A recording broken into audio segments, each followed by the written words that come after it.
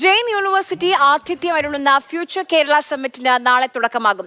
നാളെ വൈകിട്ട് 7 മണിക്ക് കിൻഫ്ര കൺവെൻഷൻ സെന്ററിൽ നടക്കുന്ന ചടങ്ങിൽ വ്യവസായ മന്ത്രി പി രാജീവ് സമ്മിറ്റ് ഉദ്ഘാടനം ചെയ്യും.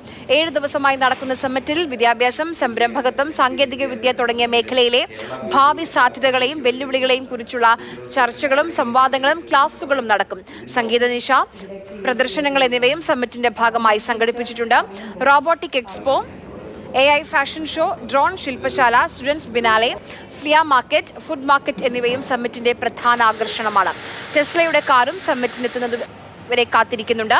ജീവിതത്തിന്റെ സമസ്ത മേഖലയിൽ നിന്നുള്ളവർക്കും സമ്മിറ്റിൽ പങ്കെടുക്കാൻ കഴിയുമെന്ന് ജെയിൻ യൂണിവേഴ്സിറ്റി ഡയറക്ടർ ടോം ജോസഫ് പറഞ്ഞു. ഈ ടെക്നോളജി അല്ലെങ്കിൽ ഫ്യൂച്ചർ ഒരു 10% 15% ആളുകൾക്ക് വേണ്ടി മാത്രമുള്ളതല്ല, ഇത് സൊസൈറ്റിക്ക് വേണ്ടി മൊത്തമുള്ളതാണ്. അത് ഏത് ജോലി ചെയ്യുന്നവർക്കും, മൾട്ടിനാഷണൽ കമ്പനി ജോലി ചെയ്യുന്നവർക്ക് മാത്രമല്ല, നമ്മുടെ ഡേ ടു ഡേ ലൈഫിലും വീട്ടിലിരിക്കുന്ന വീട്ടമ്മമാർക്ക് മുതൽ കുട്ടികൾ മുതൽ പല രീതിയിൽ ജോലി ചെയ്യുന്ന എല്ലാവർക്കും ഈ ടെക്നോളജി എങ്ങനെ ഉപയോഗപ്പെടുത്താം, അല്ലെങ്കിൽ അതിനെങ്ങനെ പ്രിപ്പയർ ചെയ്യാം, ഇനി എന്തൊക്കെ അഡ്വാൻസ്മെൻറ്റുകളാണ് വരാനിരിക്കുന്നത്, എന്തൊക്കെ ലോകത്ത് നടക്കേണ്ടത്, അങ്ങനെയുള്ള കുറേ കാര്യങ്ങൾ ഇൻട്രൊഡ്യൂസ് ചെയ്യുന്ന ഒരു ഇവൻ്റാണ് സമ്മിറ്റ് ഓഫ് ഫ്യൂച്ചർ.